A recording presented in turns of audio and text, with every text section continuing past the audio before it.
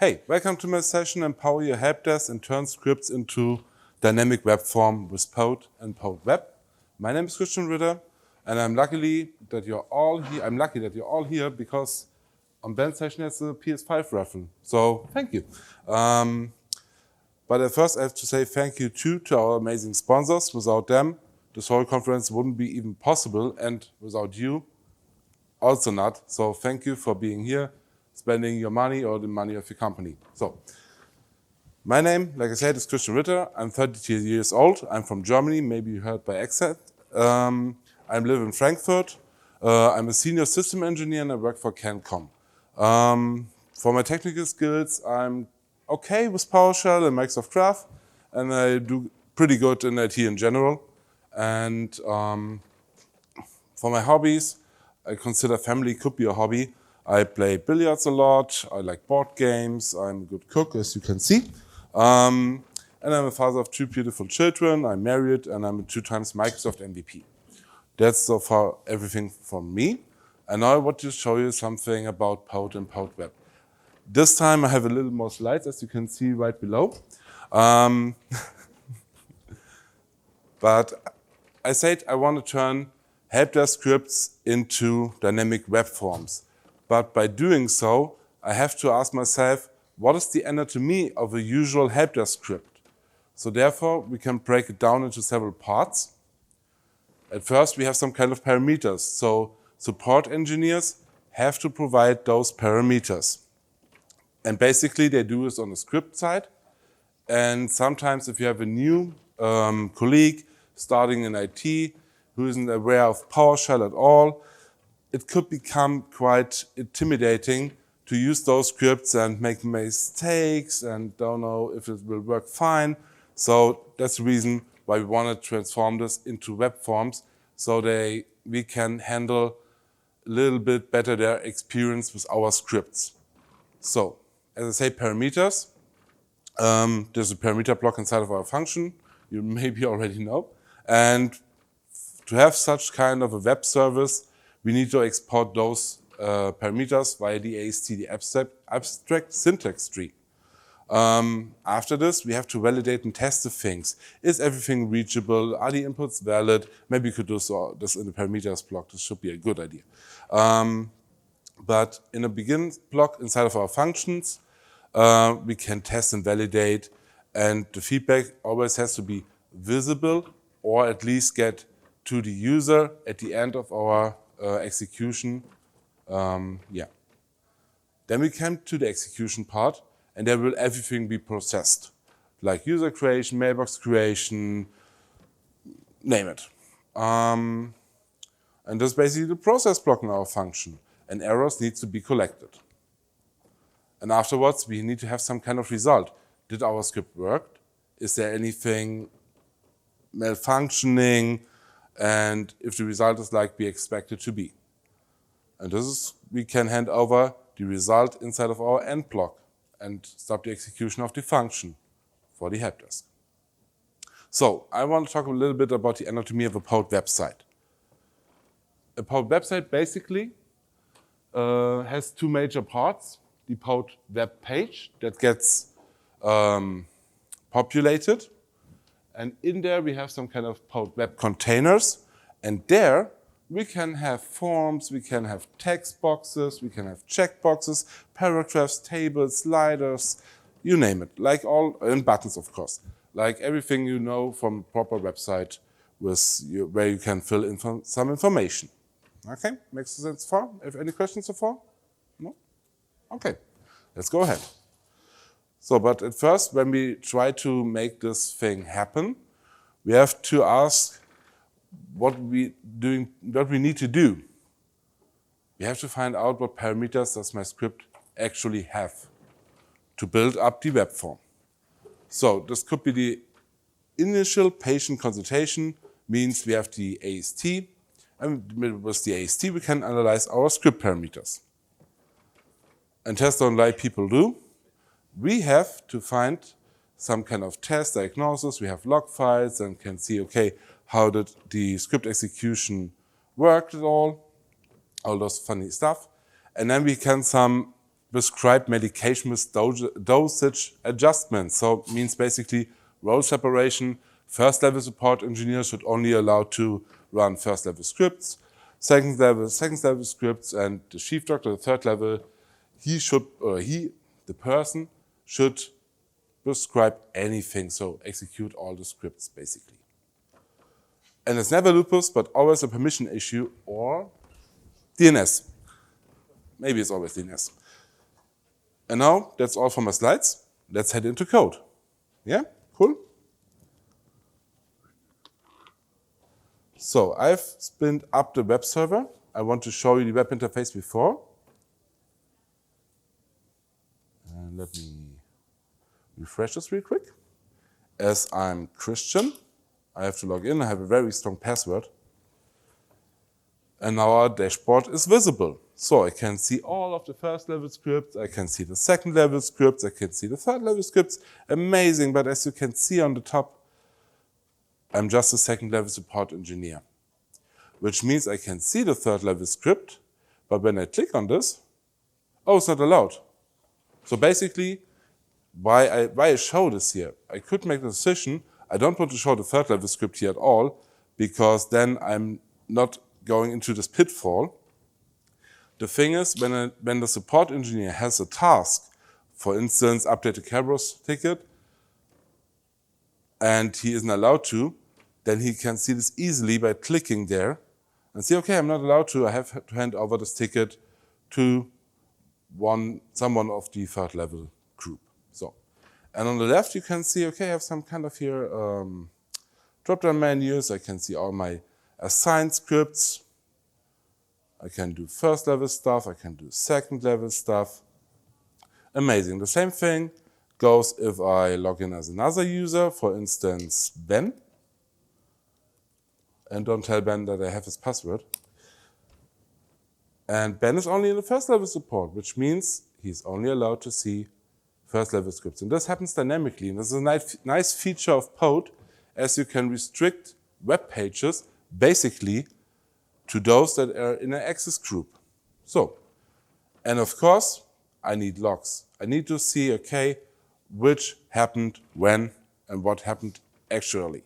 So I have a timestamp, I have a status that said failed for last run, I have a script name, and I have a message that should tell me more about the issue that we were running into by executing. As I only have demo scripts, there's no proper message, but you should provide a proper message. And this was the last run result, but I have the whole history here. And the cool thing about Pode and Pode.Web specifically, is I can export this. And I now will receive all the results via a CSV file, which is pretty amazing, just to hand it over to a colleague and say, hey, this script didn't run. Basically, I have to fix it then. And for starters, you have to provide the Q&A section, which I basically did. So if things doesn't work, remember, never gonna give you up. So we quote you twice in this week. Nice. But as I said, we need to extract those things via the AST. And how could I do this, you ask? It's a very good question. So basically, here's the script. And this is the anatomy of a helpdesk script file. I have several kinds of parameter like name, email address, I have a validate set, I have a mailbox size, a range, max send size in MB as we trying to create a mailbox. And then we can make some decisions here in the begin block if everything is fine, if the email address is not malformed, and so on. It's just a dummy implementation. So, and then I go like, okay, sometimes it could work, sometimes not, just for demo purposes. And at the end, I just have to return some kind of result. In this case, I'm just writing to the host. I will show you a proper example in a bit, but for this anatomy script, I'm only curious about the parameter right now. As I said, I have to extract them. Therefore, I've prepared a little script. Who of you has worked with the AST so far before? Raise your hands. Okay, a few hands. Amazing. So this could become stunning. I've created a little function, get script block parameters, and I provide this path to the script. And I will do a lot of things. We go into detail in a second. But first I want to show you the result. So let me run this, and please, demon gods, done. I knew exactly. I can't run it because the web server is actually running in this instance. So let me hop over to my terminal, where I'm based. I'm too deep. Okay, wait a second.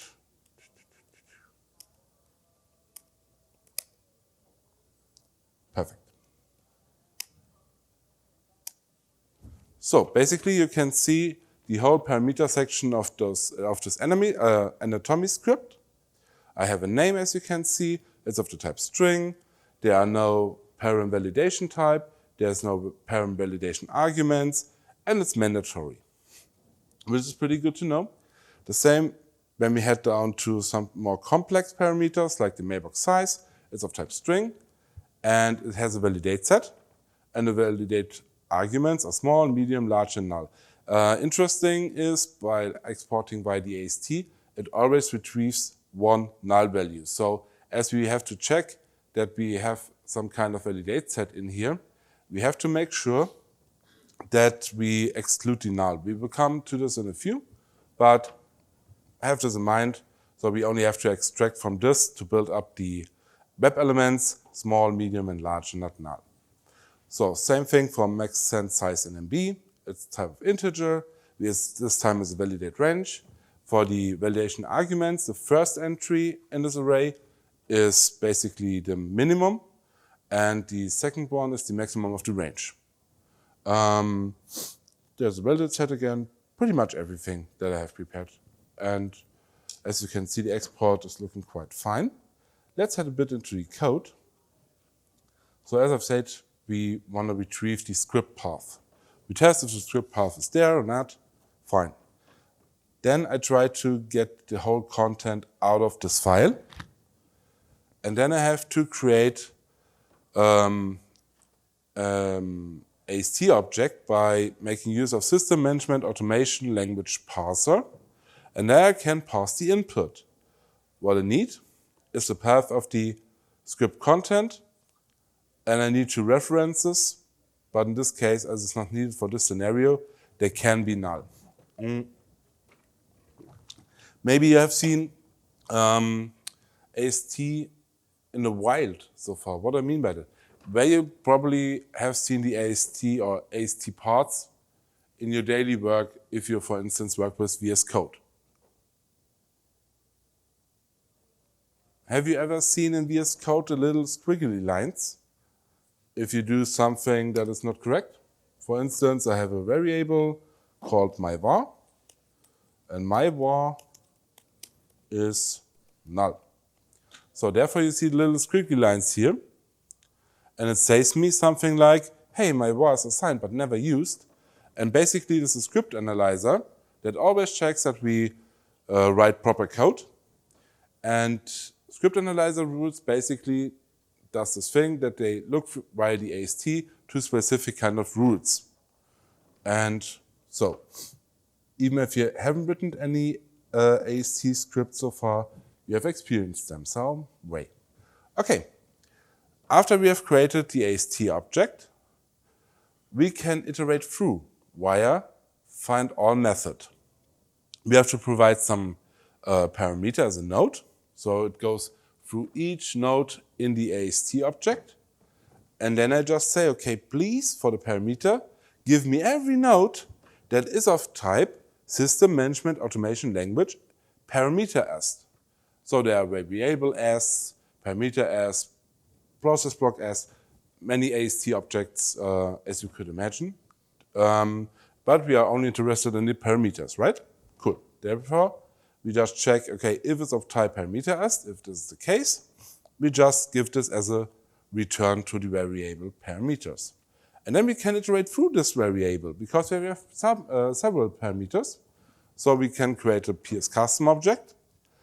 Then we can extract the parameter name, go by the object itself, the property name, variable path, and user path, basically which is the left side of the parameter. the param type. We can ask if the property is static is present. And then we can say, okay, then please give me the name of the static type. If case is not present, as we don't have specified any type, it's of type unknown. Yeah, basically, if I say in the parameter section, hey, please, are you of kind string, for instance, then it's a static type and it's provided.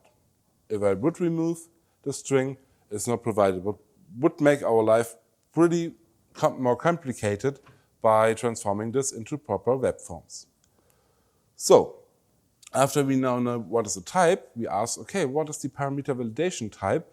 And then we have the attributes, and for the attributes, we just kind of ask, hey, please, if the type name, full name like validate, then we get just the parameter validation type. There are many other types that could occur, but as we are only interested in this, I specifically ask for this. And then we have the arguments, so we iterate through the attributes again, and we see if there is a positional argument value. If this is the case, attach it to the property, and by asking for mandatory, we can ask again the attributes, because attributes is most of the time for the last three items, properties, the thing we want to ask and need. Then we can say, okay, for all of the names arguments, give me the argument name, and if this argument name contains somehow mandatory, we know this parameter is mandatory, because we have to translate this into the web form. So basically this is the script that provides us all of the parameters for our transformation that we have a look right now. So like I said, the Pode website, as you remember, is basically at first the go to Pode web page, new Pode Aufschreiben. We have to start the Pode web server at first. And by the way, Pode web and Pode are completely free products, so there's no any cost included. The developer would be really happy if you just spent him a coffee, because he did an awesome job there. By starting the Pode server, we have to add an endpoint with an address. In this case, it's just a local host. I define the port. I can define the protocol. HTTPS is also allowed, but I didn't have the certificate yet on hand. Didn't create it just for demo purposes, but you can. You define the Pode web template that you want to have. You can name this thing, like the Helpdesk dashboard, and you can also say, okay, what theme I like, and I like dark mode because light attracts bugs. Then I can say, okay, for my login duration, I want to have 100 seconds, basically 2 minutes, and it could be extended if I do a click on my website. So if a support engineer would leave his desk and not lock his notebook, someone only had 120 seconds to do something bad. Then you saw I'm logged in as Christian, so I can provide an auth scheme in kind of a form. And then I can say, okay, the path is just here, I have to add the authentication. In this case, it's just by named example. I also can authenticate via IIS. I can authenticate via basic local ID. I can authenticate via Graph API and all those other kinds of stuff. But in this case, I just said, okay, I will do it on my own. Therefore, I created a script block and provided username and password. I could also add a client ID or something like that, basically by just extending the parameters. Then I just say, okay, if it's Christian, I don't even check for password for demo purposes. Then I have to create a user object. I have to give it somehow an ID. Then I can give it a display name, like you saw. I'm in the second level. Then I can define a type. And I can define groups. And groups are the interesting part. So I say, okay, the Christian is in group first level and second level. Ben is only first level support engineer. And Emrys is for the third level. So with that said, I create the Pode web login page.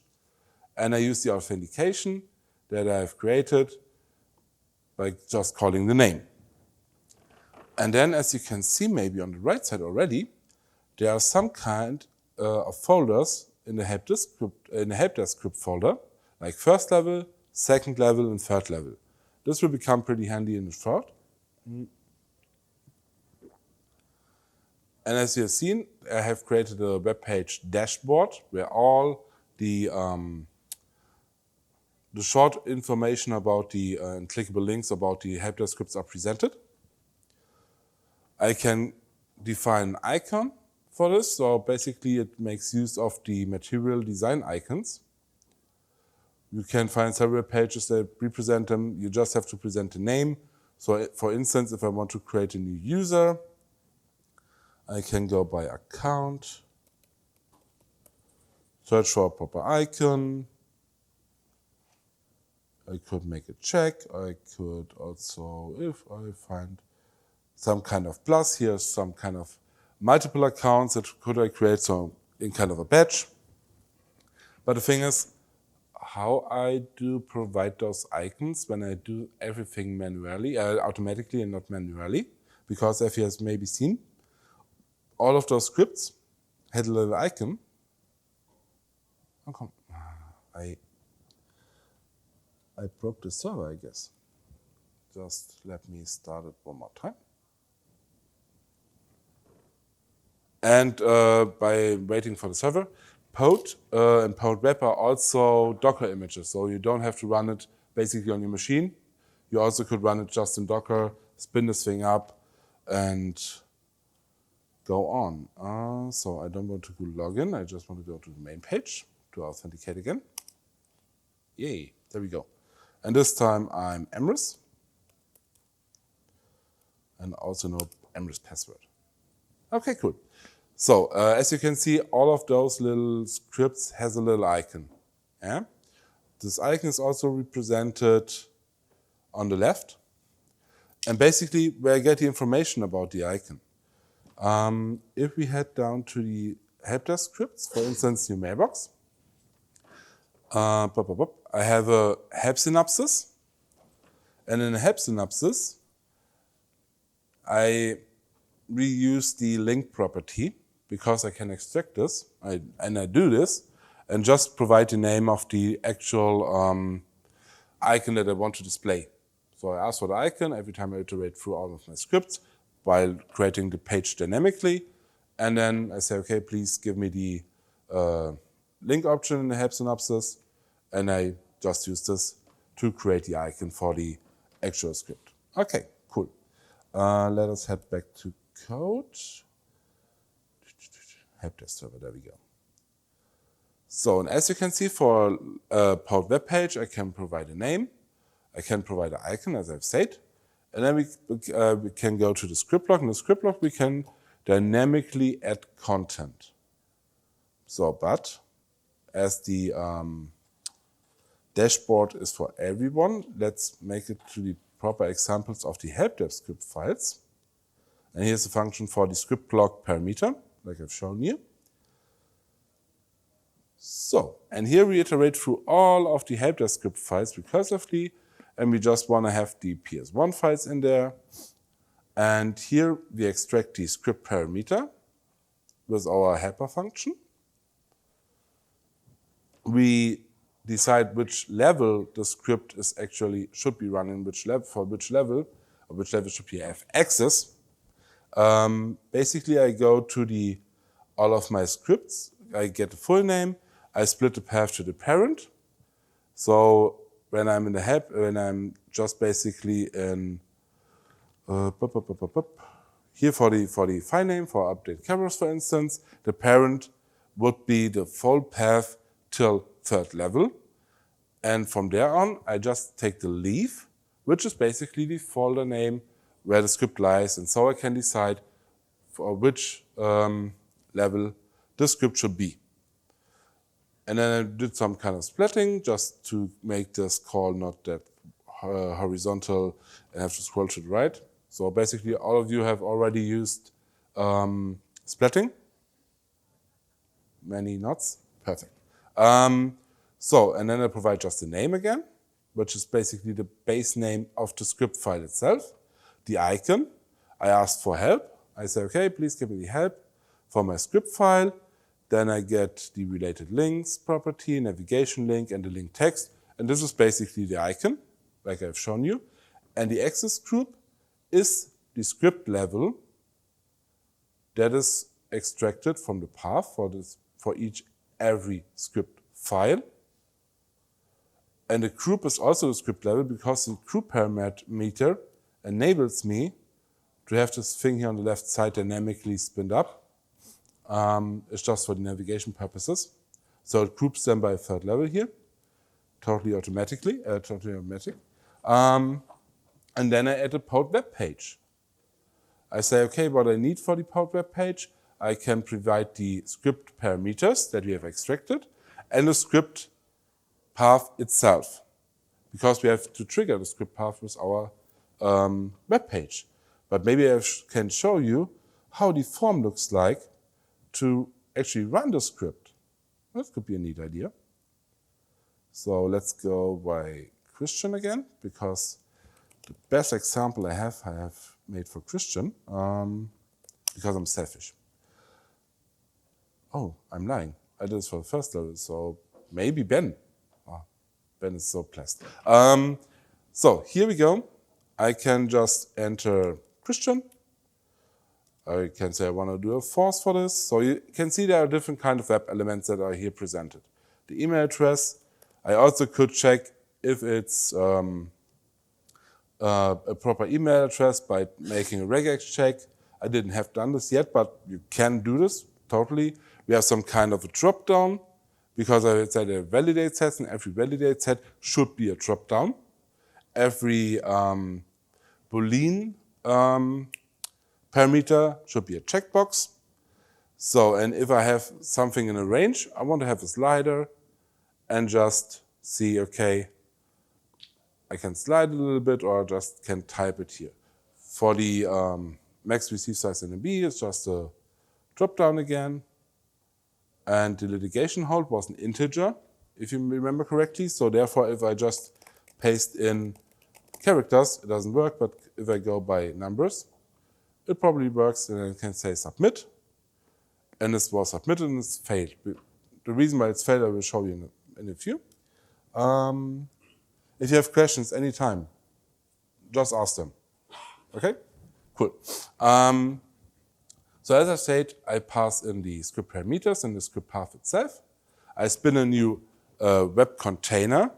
And in this new web container, I want to show the script description for each script, which means it helps the actual support engineer that executes our scripts to get an understanding what the script is actually good for.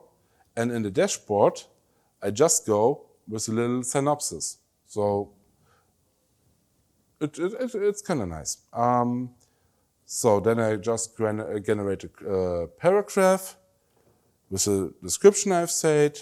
Then I draw just a line to separate a little bit. I'm not a UI expert, to be honest. I focus more on UX. So, but I tried my best to make it somewhat look like it could be a really good form. So then we create basically the web form and give this a name. Every element in Pode should have a unique name. In this case, I just go by a random number. I also could have just provided the name of the script file. Probably would be a better idea. I don't know why I go by a random number anymore, but I do. Now I provide the content for my form. And there I just iterate through all of my script parameters. And all those all those web elements have something in common. They all have a name. So therefore, I spin up a new splat. I add the name for the splat there. And it's basically what the name of my parameter actually is. And if my parameter is mandatory, I also can provide as a parameter for each web element, it's required. But there are some kinds of elements that I have parameters that others don't have. So now I have to try and go into all those script parameters and separate them a bit. So I spin up a new switch, So I can see, okay, which kind of parameter I have here. If there's some kind of validation type, like a validate range, then I can add to my actual web element command, for instance, minimum and maximum, and I'm allowed to show value, like you have seen in the slider. And the slider needs to have a range, and I just extract this from the first element of the parameter itself. Like we have seen, the first entry was the minimum value of the range, and the second one was the maximum. Therefore, we start arrays by 0. 0 is the first one, 1 is the second one. And then I just execute the command to produce this kind of web element. In this case, it's a Pode.Web range. For the validate set, for instance, I need to clean the parent validation arguments. As I've said, there's a null entry in this array. So I just say, okay, for all of those parameter validation arguments, if they're not of kind string is null or empty, which is by far the best way to check if something is null or empty. I can also check with the string object if it's null or white space.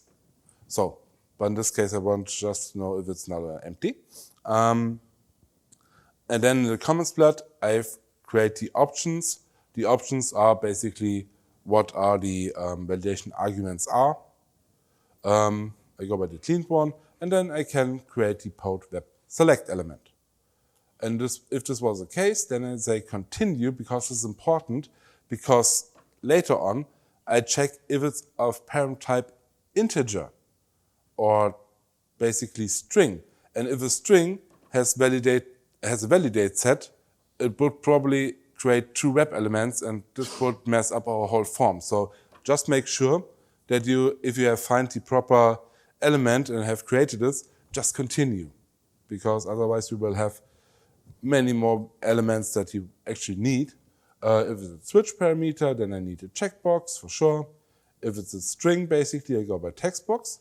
And as you have seen for the litigation hold, I just said, okay, if it's in integer, I just want to have a Pode.Web text box, but a Pode.Web text box, darn, has also a parameter called type, and there I can specify it as a number. So I'm only allowed to put in numbers. So the developer of Pode and Pode.Web, Pode.Web, did really put much effort into it. So we can easily just spin up dynamically web pages with an ease if you just know, okay, what kind of element we basically need.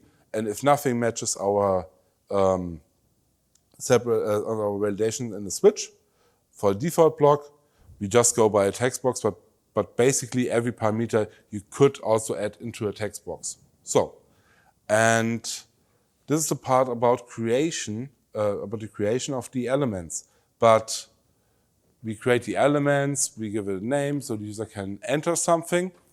We technically haven't run a script yet, and how we can provide those web elements and transform them back into a proper call for our script.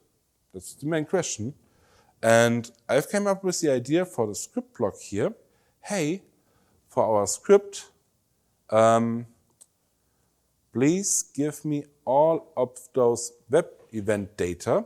And if I just scroll a bit down here, as you can see here, I have all of those parameters that I've provided information about as it gets reflected here when I submit the web form. So basically, in the web event data property is a representation of all those elements in our web form. And basically, as I provided the same name like the parameter as for the name of the web element, it shouldn't be that hard to, as it is a hash table, to just transform it a little bit and just provide it as a splat for the execution of our Helpdesk script. So, and exactly this is what I did. So I just put in the web event data property, because you can't, it's a funny thing. I tried to provide the web event.data property just as a splat for the actual script.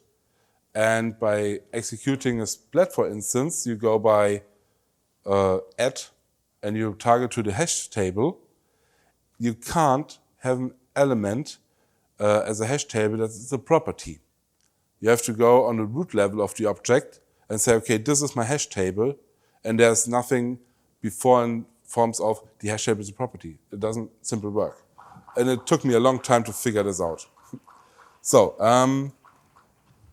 as I said, I have to transform it back to a just regular hash table, and then I have the keys here. Why I need the keys here?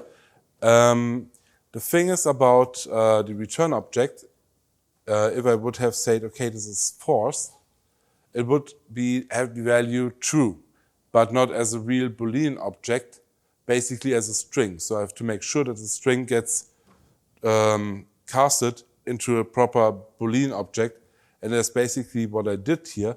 The reason why I do this kind of complicated and just extract those keys of the actual hash table is you can't change the property of the value of a key while you iterate through this element.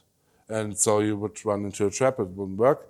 So therefore I just check, okay, if my parameter is like is, blah, blah, blah, is admin, is whatever, then it's probably a Boolean value, or if it's false, then it's basically the same kind. So if I have to develop a new script for the Helpdesk folks, I just have to make sure that I go to the standards and that I have defined here, which means it would be probably a good idea when I develop scripts for the Helpdesk, hey, just have pasta aside, just to check that I really write good code that my web page can read, so I don't, that's can deployed and transformed automatically.